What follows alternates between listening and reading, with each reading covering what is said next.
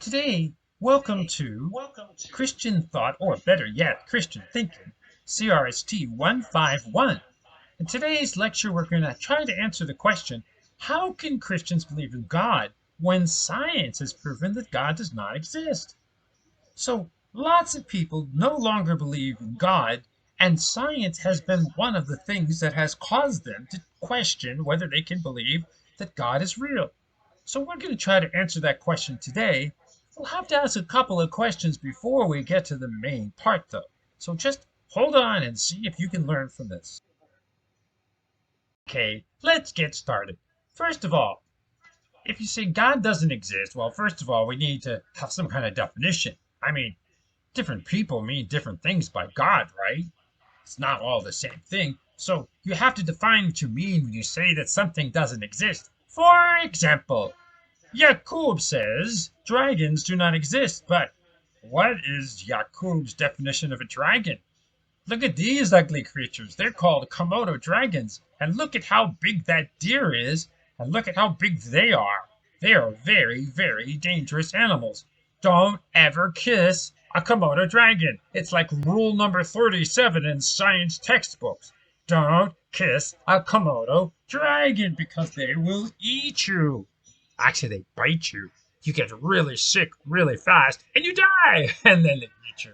So it's kind of it's kind of a thing back and forth. But anyway, so we get the idea here, right? We all understand. So the idea is, there it is.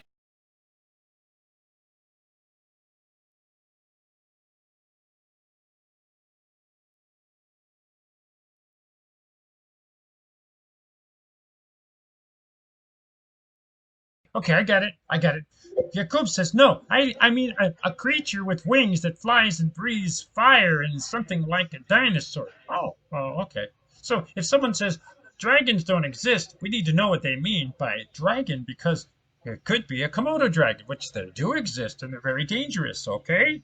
So if a scientist says they have proof that God does not exist, you need to find out, well, what do you mean by God? Because you might mean something different by God than what I mean. In fact, usually, when you have a debate with somebody, the very first thing you do is have to define your terms. If you don't know what the terms are, you won't know what the answer is. Okay, so Christians define God as a being who exists in his own dimension of being, which no human can detect or understand. Well, we talked about that already. I know, but you got to remember, is without any limitations and therefore is eternal, without beginning and end, infinite in all his being.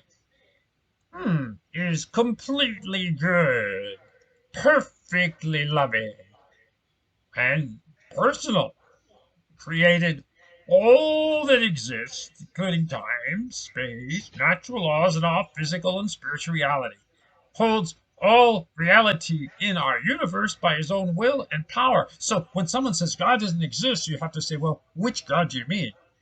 Because I want to make sure we're talking about the same God, because when we have our discussion is going to be on this God. It's the God that I've always been taught to believe in. It's a God that has been believed for the last 2,000 years, and really, if you include the Jews, for the last, well, almost 4,000 years. It's a long time. All right, so let's define our terms. Who is God? What is he like? Okay, got it. Got it. Okay, that was really helpful because now we know where we stand. So I have a question, Professor. Could you please tell me what is your scientific reasoning of why you don't believe in God? You don't believe in the God that I believe in. What's your reasoning for that? Isn't that really important? Well, that's quite simple, isn't it? We can explain as scientists everything in the universe without believing in a being who is not created. We can explain physics, we can explain time, we can explain atoms and matter. Now, 500 years ago, everything was magic. But today, everything is clear and straightforward.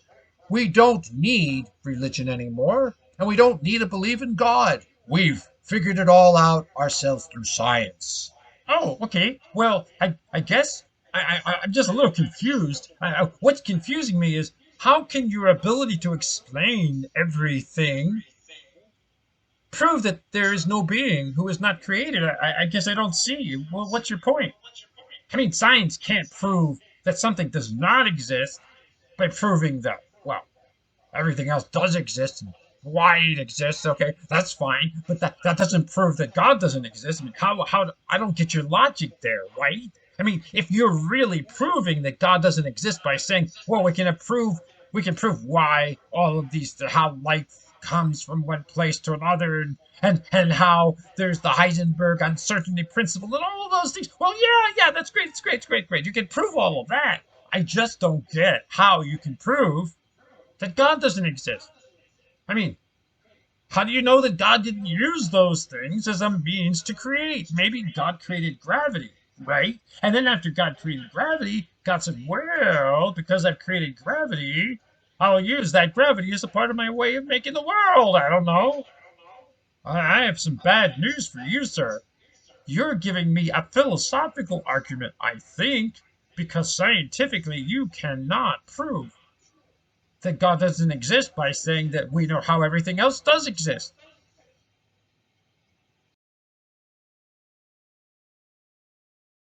So, can you give us another reason? Something that's not philosophical this time, okay? Just tell us another reason why you can show that science has proven that God doesn't exist. What do you say? That's an excellent question. It's easy enough to say because we know that time and space has a beginning. And since time and space in the universe have a beginning, then that means there cannot be a being who is eternal. You see, there was a time when nothing existed. How could God exist in nothingness? That just means God is nothing. See? Proves that God doesn't exist. Okay, so how does the fact that time and space in the universe has a beginning prove that God does not exist? I mean, our understanding is about our own dimension of time and space. It's not about God's dimension of existence, because his dimension of existence is independent of us. He created us out of nothing, but he already existed in and of himself. The only beginning we know about is the beginning of our dimension, not of God's. I'm so sorry, sir, but you are speaking like a philosopher, but you're not a very good philosopher. That's a real problem. You have to start thinking philosophically if you're going to prove your existence or non existence of God based on philosophy. Hmm. Well, this is a little difficult, isn't it, for you? I understand. Things are difficult for everybody these days. So let me just ask, can you give me another explanation of how science disproves the existence of God? That would be really helpful. Well, of course I can. You see, the whole idea of talking about God is ridiculous for a scientist because science only deals with things we can measure and examine. Cannot measure and examine God, and therefore he doesn't exist. Well, yeah, yeah. The problem with that theory is that I'm sorry to say this, but it's kind of a nonsense statement. Our definition of God says that God exists in his own dimension of being, which no human can detect or understand. If scientists could detect God's presence, God wouldn't be God. Remember, we're talking about the God of the Bible. We're not talking about the God of your imagination. I mean, we're talking about the God that we've been worshiping for the last 4,000 years. I guess I just don't see how your explanation really says anything logical at all.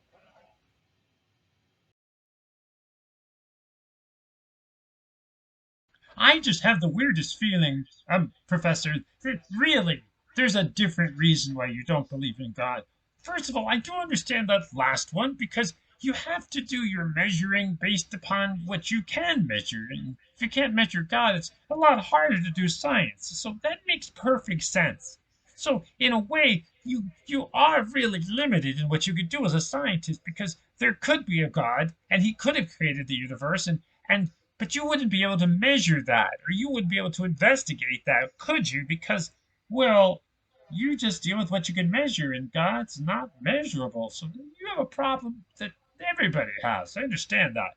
That's why we need revelation from God. But I think you have another reason, and part of it is the fact that you can't really do good science if you can't measure things. I understand that, but almost always you really have a different real reason. Tell me the real reason why you don't believe in God. Well, that's pretty simple. If God is all powerful and God is all good, why is there suffering in this world?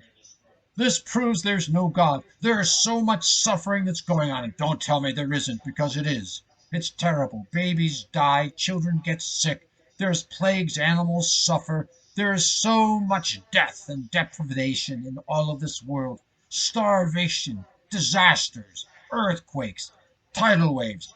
And you can't tell me that a God of your Bible exists in a world that is as wicked and broken and terrible as this world is. Wow. Boy, you said that very passionately. That's good. You're showing your heart, and your heart's a good heart. I can see. My question is, what is good? I mean, how does a scientist define what good is? And after all, a scientist has ways of measuring, instruments of measurementation, and scientists have all kinds of good theories about how processes go about and all kinds of theories about the changes that happen in matter. But has a scientist ever figured out a formula or a tool or instrument or some kind of a way to measure what is good? Morally good? I mean, basically, what you're saying is if there were a God, he's not morally good. But how does a scientist even come up with the idea of moral goodness? That doesn't make any sense to me. I wonder if this is the real main reason that you don't believe in God is because you're confused by the suffering that's in the world. But that's not a scientific objection. That's a philosophical objection. It's an important one, but it's philosophical. So I just don't think you're really convincing us. Not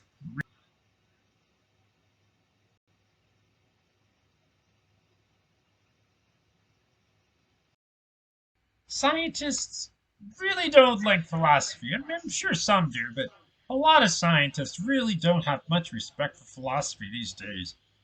For a long time, Lewis Wolpert said this: philosophers have contributed nothing. Or Lawrence Krauss, who's very popular on the internet, says, of course, philosophy is the field that hasn't progressed in 2,000 years. Or Stephen Hawking, who just recently died, said this: why are we here?